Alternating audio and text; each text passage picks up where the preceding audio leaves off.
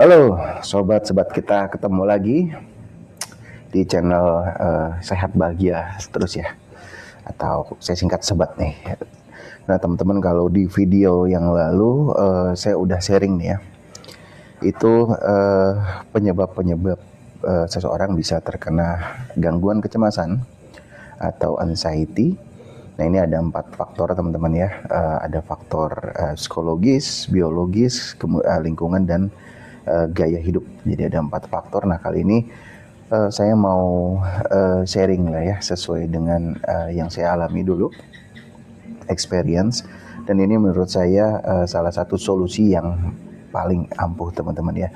Nah untuk solusi-solusi teknisnya ini ada ya teman-teman ya, tapi mungkin saya bahas di video-video kedepannya ya. Nah ini menurut saya yang paling fundamental aja ya sebenarnya, paling dasar, tapi ini paling ampuh ya teman-teman ya untuk menghadapi panic attack, kemudian juga anxiety ya, gangguan kecemasan ini, apalagi kalau berulang ya. Nah ini kan biasanya anxiety, panic attack, GERD itu biasanya dalam, kalau baru terkena ya, dia biasa dalam 3 bulan sampai 6 bulan itu lumayan sering berulang ya frekuensinya. Nah ini saya coba sharing nih teman-teman.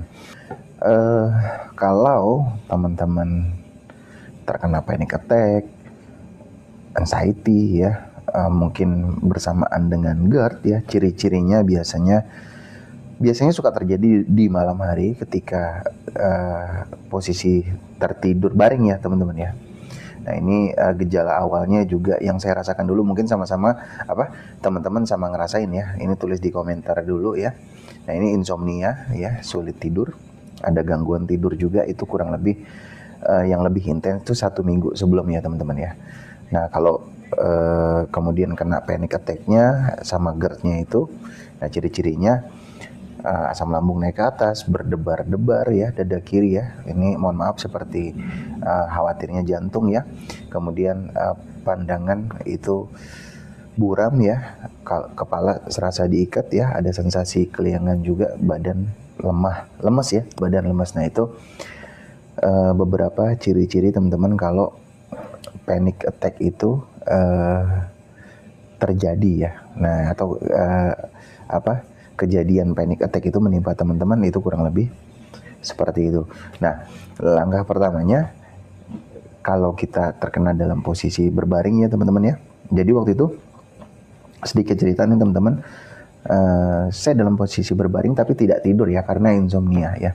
Nah itu otomatis panik ya. Nah ini yang pertama, kita semaksimal mungkin walaupun dalam kondisi seperti itu, ini kita buat diri kita tenang ya. Nah selama deg-degan di dada sebelah kiri agak sedikit seperti ditusuk-tusuk ya teman-teman ya, tidak membuat atau tidak ada keringat dingin ya. Nah itu ya, ini perlu digarisbawahi ya, tidak ada keringat dingin dan rasa sesak napas yang berlebih ya teman-teman. Nah ini teman-teman harus sedikit lega. Nah ini ngebantu banget ya. Jadi selama tidak ada keringat dingin, kemudian keringat berlebih ya teman-teman ya, sekujur tubuh ini basah ya. Nah ini teman-teman harus walaupun terkena GERD maupun panic attack harus sedikit tenang. Itu menenangkan banget ya. Nah duduk teman-teman ya. Nah posisi duduk seperti ini ya, atau dalam kondisi santai di sofa juga masih bisa ya. Jangan berbaring, kemudian konsumsi air hangat ya teman-teman ya. Sediakan atau langsung buat air hangat ya. Jangan terlalu panas, langsung diminum.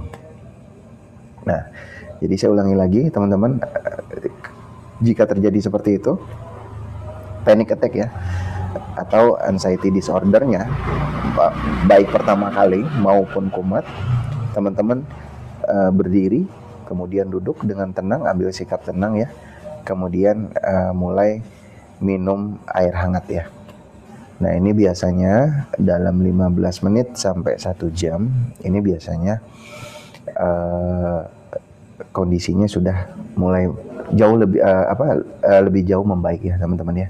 Nah seperti itu tips yang pertama dari saya. Nah ini karena menurut saya cukup penting ya teman-teman, karena kalau dalam kondisi seperti itu pikiran sudah kemana-mana, sensasi juga kita udah rasakan ya teman-teman ya, yang badan lemah, kepala pusing segala macam. Nah untuk mengatasi supaya hal lebih buruk terjadi karena kita lebih panik, nah makanya saya sarankan teman-teman dalam kondisi duduk, bangunkan kalau ada orang ya, ada keluarga, ada teman, ada pasangan, dibangunkan, minta tolong ya.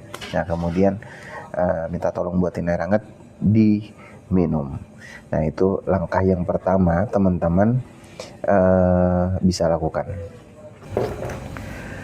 Oke, untuk fungsi air hangat sendiri itu ngebantu teman-teman untuk asam lambungnya itu ya. Kalau ini untuk teman-teman yang terkena GERD anxiety itu asam lambungnya turun ya. Jadi GERD-nya tidak kembali kambuh. Nah, otomatis juga untuk anxiety-nya juga tidak kambuh, teman-teman. Nah, itu untuk tips yang pertama. Kemudian untuk tips yang kedua ya, kalau ini terjadi di malam hari atau subuh hari dan teman-teman mungkin masih ada rasa ngantuk. Nah, ini untuk posisi tidur ya, ini tidak boleh dalam posisi berbaring, teman-teman. Untuk mencegah asam lambungnya ini kembali naik ya.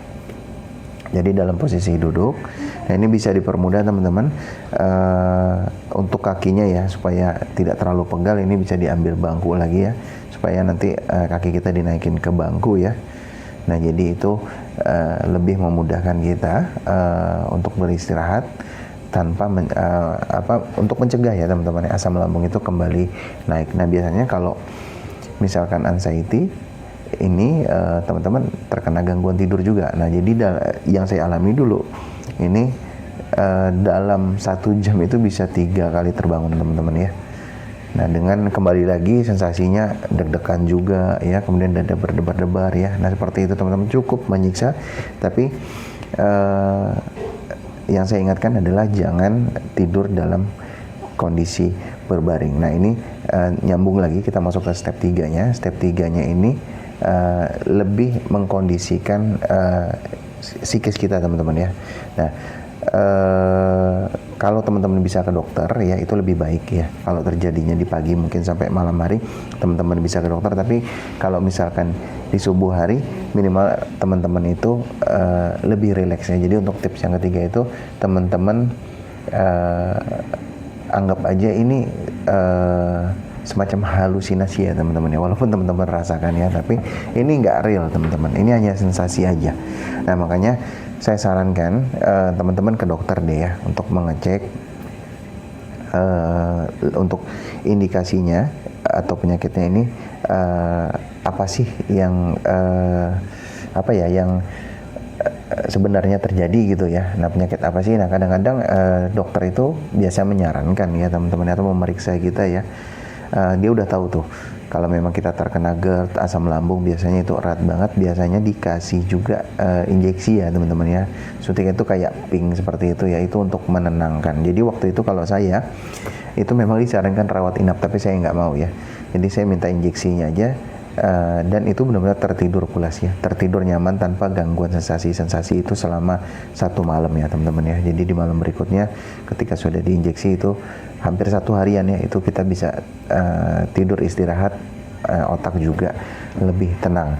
Nah jadi untuk yang ketiga saya sarankan teman-teman kalau bisa ke dokter, kemudian juga anggap setelah tahu ya teman-teman ya, setelah tahu kita dari dokter, nah apa yang dokter bilang ya penyakitnya, mungkin GERD atau anxiety atau stres, nah itu kita harusnya lebih lega lagi ya, dan menganggap ini itu nggak real teman-teman. Jadi walaupun sensasi yang kita rasakan, tapi itu sebenarnya bukan penyakit sesungguhnya ya teman-teman ya. Itu karena faktor stres aja. Teman-teman perlu tahu faktor stres itu bisa menimbulkan sensasi-sensasi yang nggak nyaman ya, mulai dari kepala, kemudian juga leher, urat leher ya teman-teman ya, semuanya tegang, semua itu bisa disebabkan oleh faktor stres teman-teman. Nah jadi seperti itu ya, sudah 3 steps nih teman-teman. Mudah-mudahan buat teman-teman yang terkena anxiety atau mungkin dalam kurun waktu 3 sampai 6 bulan ini teman-teman, yang paling penting itu adalah jangan panik ya, kemudian juga kita nganggap ini nggak real. Dan yang ketiga teman-teman ya, atau yang masuk yang keempat ya, ini kita harus lawan. Nah ini sebenarnya tips paling ampuh, obat yang nggak bisa dibeli teman-teman ya, dan ada di diri kita sendiri sebenarnya. Jadi obat anxiety itu menurut saya ada di diri kita masing-masing ya. Nah ini kita lawan pikiran-pikiran negatif itu, senegatif apapun pikiran itu kita harus lawan. Kita anggap ini tidak real teman-teman. Jadi kalau misalkan sensasi yang kita rasakan, oh enggak, gue kena anxiety kok gitu, oh gue karena stres kok gitu. Nah jadi balikin ke situ pemikiran kita, insya Allah sensasi-sensasi itu memang tidak cepat pulih, tapi berangsur-angsur ya.